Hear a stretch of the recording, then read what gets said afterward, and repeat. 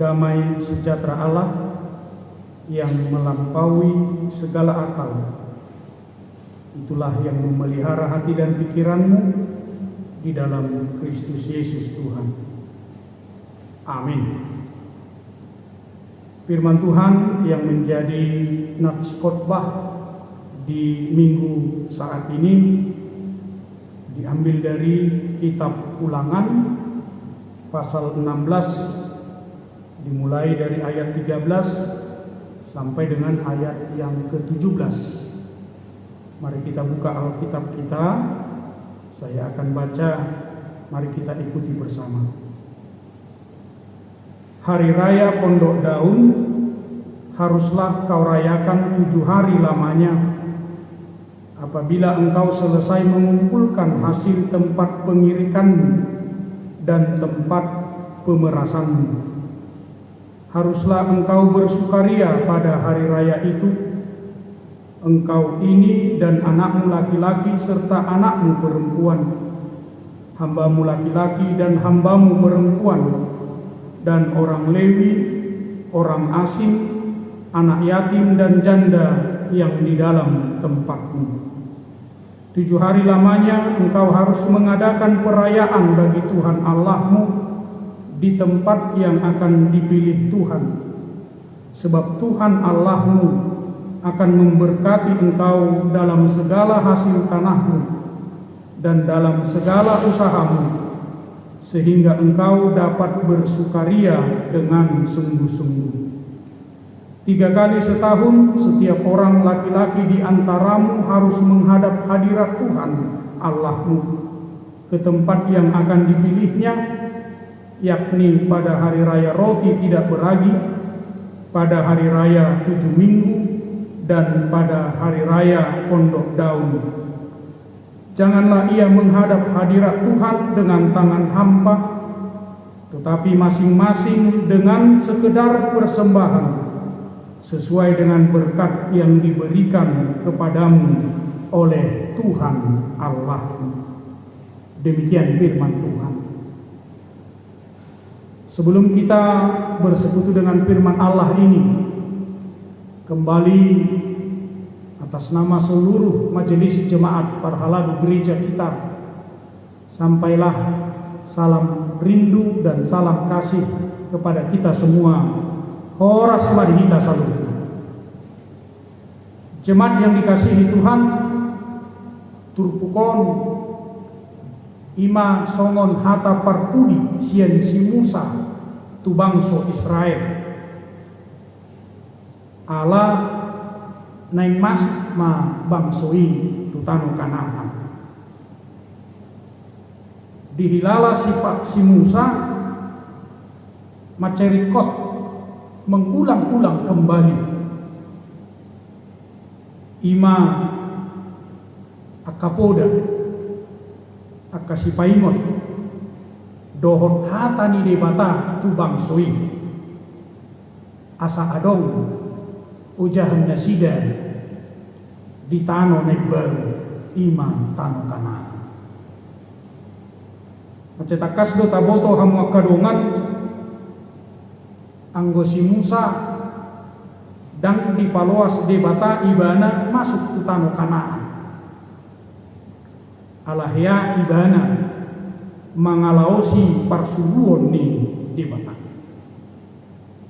Molo taiwak dope di baritahon di badan narubi hati hai daktaroron si Musa murukna tu bangsoi ala say maruntu ala say mardadi bangso muruk masih Musa gabe dialoibana ma parsuruon di mata ala ni jengkel lagi sasito hati hai disuruh debatado ibana mamakulini batu asa haruan air lahosi inumon sian batu HP ala ni jengkelna ala ni murukna mangida bangsoi gabe di lotak ibana batui pakai tukok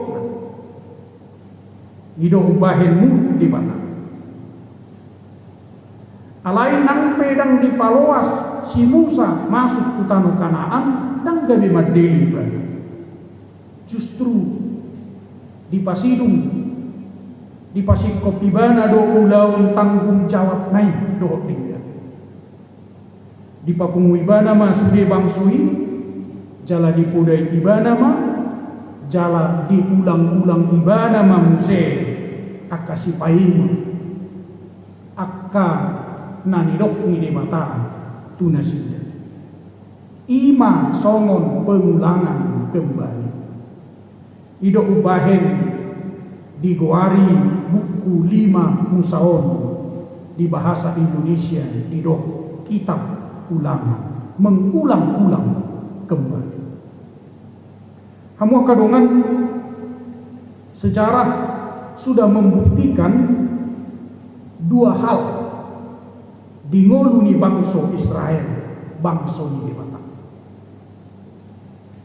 Parjolo molo sai jonok nasida tu debata, maka terjamin ma ngolu nasida. Dak kurangan manangah nasida.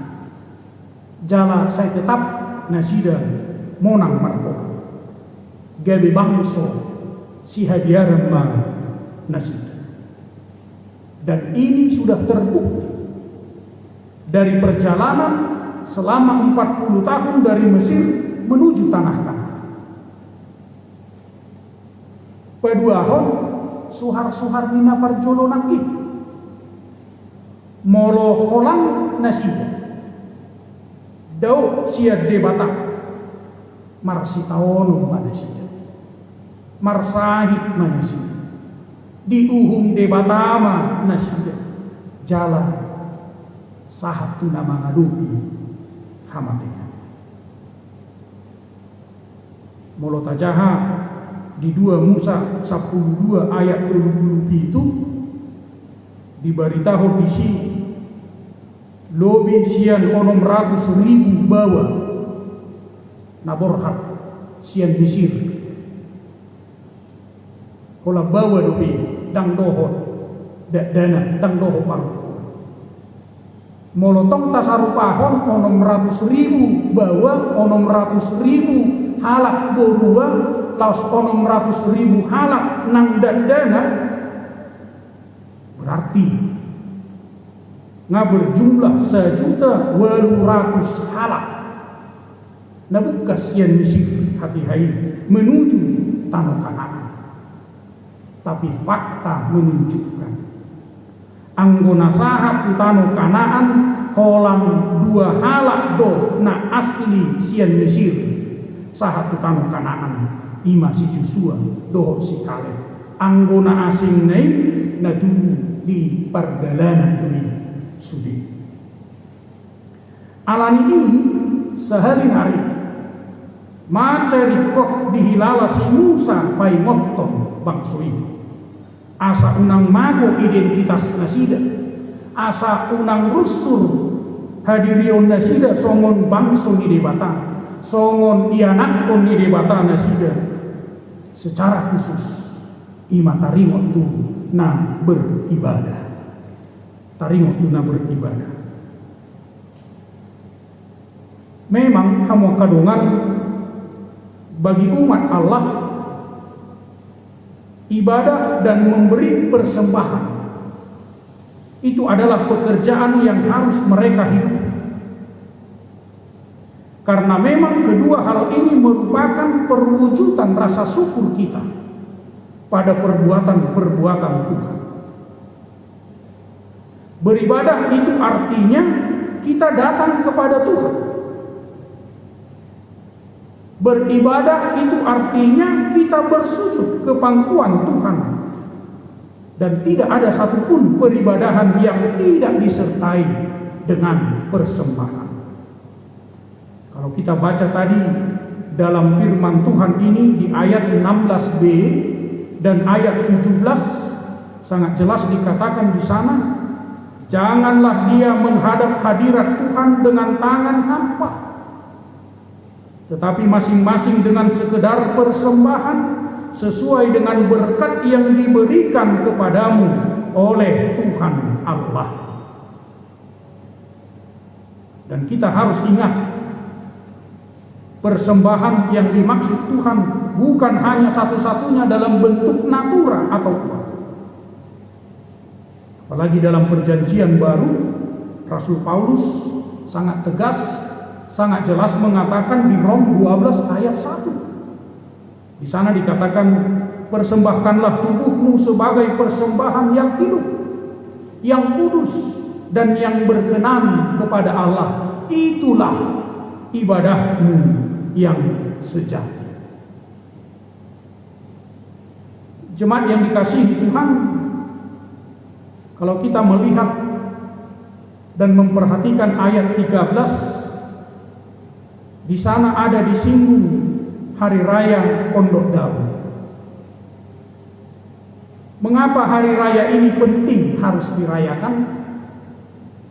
Karena memang perayaan ini sangat melekat pada sejarah pembentukan Tuhan kepada bangsa Israel, sehingga mereka menjadi bangsa umat kesayangan Tuhan. Ada nilai histori dalam perayaan ini yang mengingatkan mereka bahwa dulu nenek moyang mereka selama 40 tahun mengembara, selama 40 tahun berjalan di padang gurun, dipelihara, diperhatikan, dan dicukupkan Tuhan segala kebutuhan mereka. Mereka tinggal di pondok-pondok daun, di mana langit dan bulan serta bintang-bintang sebagai atap pondok mereka. Itulah yang mengingatkan mereka bagaimana tangan Tuhan yang ajaib melepaskan mereka dari perbudakan Mesir yang telah menjajah dan memperbudak mereka selama 400 tahun. Dan dalam perayaan inilah mereka harus memberikan persembahan. Tetapi yang tidak kurang berharganya dari arti perayaan ini, bahwa pondok-pondok daun harus mengingatkan mereka bahwa bukan tempat berdirinya pondok itulah yang menjadi tempat menetap mereka. Pondok itu harus mereka bongkar, walaupun mereka di situ memiliki makanan yang cukup dari Tuhan. Dan mereka harus bangkit. Mereka harus melanjutkan perjalanan menuju tanah Kanaan. Pondok itu hanya tempat sementara. Tempat yang sebenarnya telah diberikan Tuhan pada mereka, yaitu tanah Kanaan.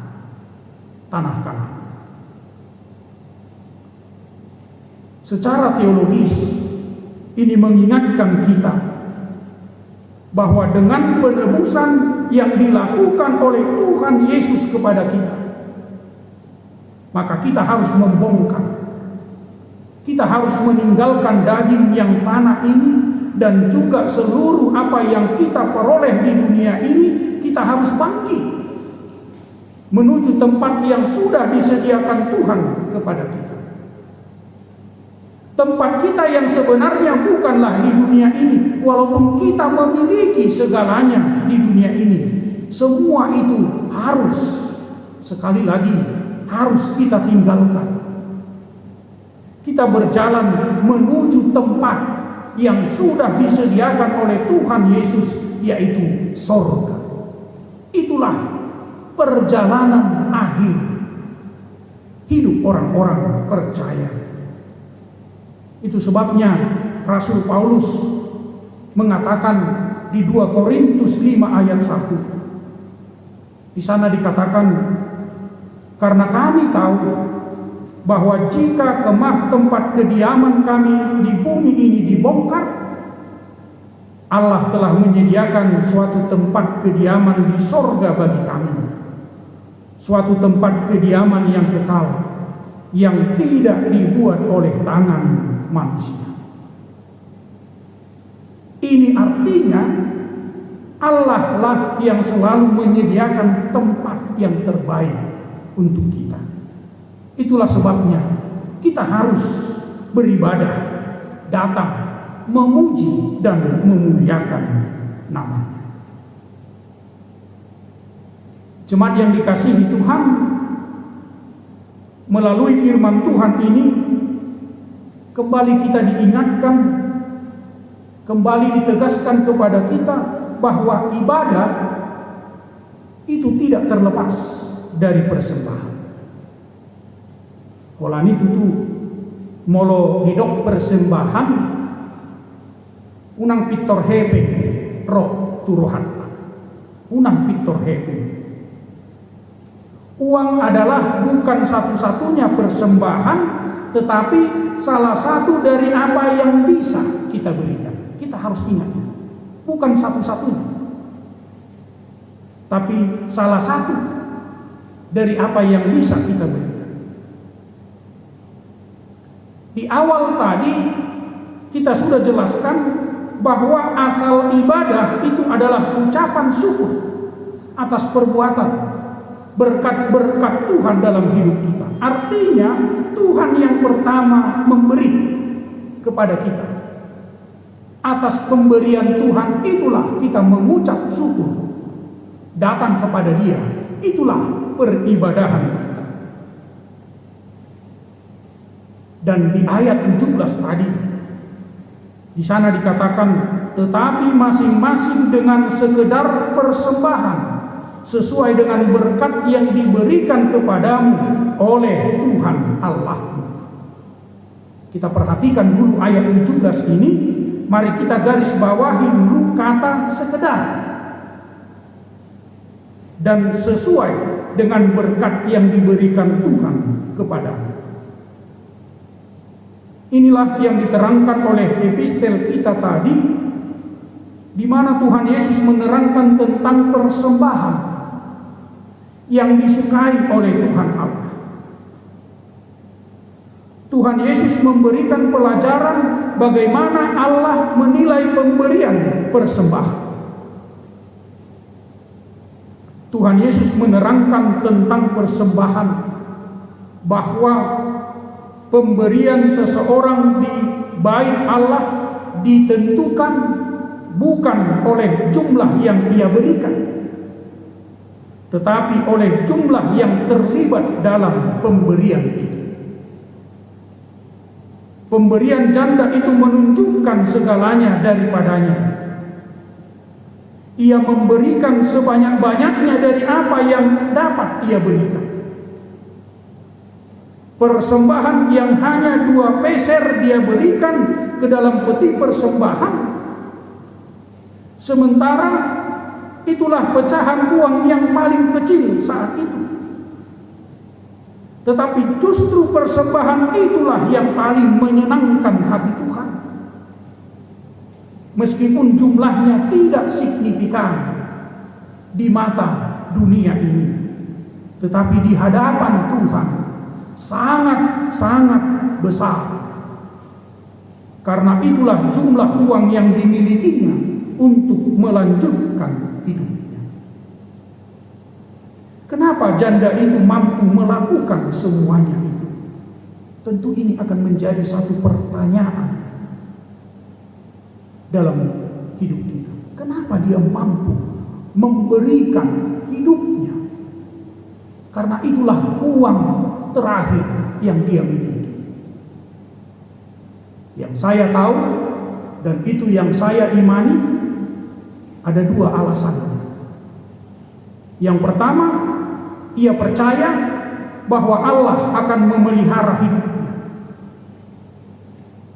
Dia percaya bahwa Tuhan akan memenuhi seluruh kebutuhannya.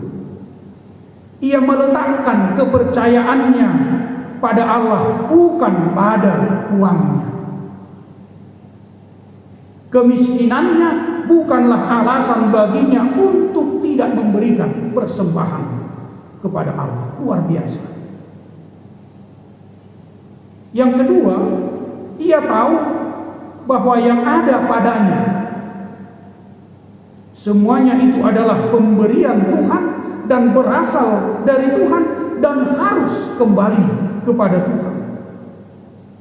Saya pikir Inilah yang paling harus kita hidupi sekarang, supaya hidup kita ini selalu bahagia, supaya hidup kita ini selalu bersuka cita, walaupun mungkin apa yang kita miliki tidak sama banyaknya dengan apa yang dimiliki oleh saudara-saudara kita yang lain.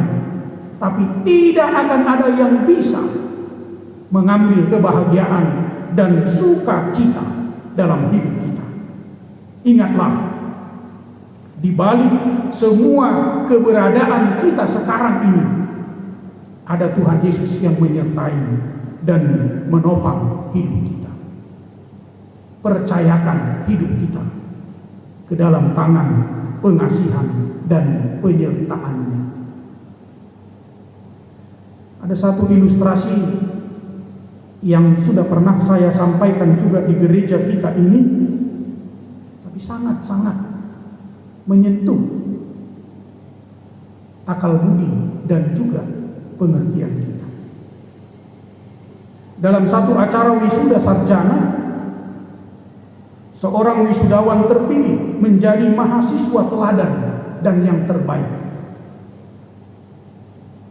Kemudian rektor universitas itu memanggil dia ke panggung untuk menerima penghargaan. Dia naik ke atas panggung, tapi sebelum dia menerima penghargaan itu, dia berkata, "Bapak Rektor, saya sangat gembira dengan penghargaan ini. Tapi setelah saya merenungkan semuanya, maka saya memutuskan bahwa sebenarnya yang berhasil bukan saya, tetapi kedua orang tua saya. Tiap pagi, setiap jam 7 mereka sudah berangkat ke sawah dan pulang pada pukul 6 sore hanya untuk bisa memenuhi seluruh kebutuhan saya sekolah di universitas ini. Jadi merekalah yang berhasil, bukan saya.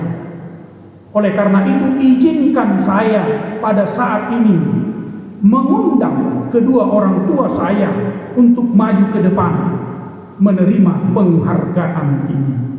Yang berhasil bukan saya, tetapi karena ada orang tuaku yang mendukung dan menopang saya. Tanpa kedua orang tuaku ini, saya tidak berarti apa-apa. Semua yang hadir pada saat itu terharu, bangkit berdiri dan bertepuk tangan mengiringi perjalanan kedua orang tuanya dari tempat duduk menuju panggung. Inilah sebenarnya yang harus kita teladani, inilah yang harus kita hidupi. Kalau kita berhasil atau kalau kita sukses dalam kehidupan kita ini, ingatlah, semuanya itu bukan karena kita, tetapi ada di balik semuanya itu yang berperan lebih besar, yang menopang kita, yaitu Tuhan Allah, Tuhan Yesus Kristus. Tuhan memberkati kita. Amin. Kita berdoa.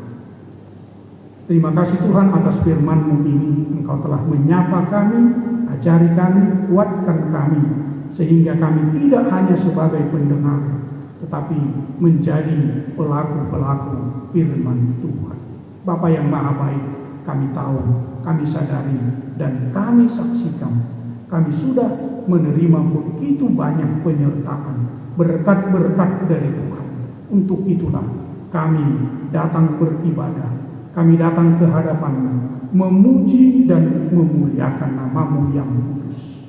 Kami datang membawa persembahan kami yang paling berharga dalam hidup kami, yaitu tubuh, jiwa, dan roh kami. Kepadamu lah kami serahkan. Jadilah kehendak-Mu dalam kehidupan kami.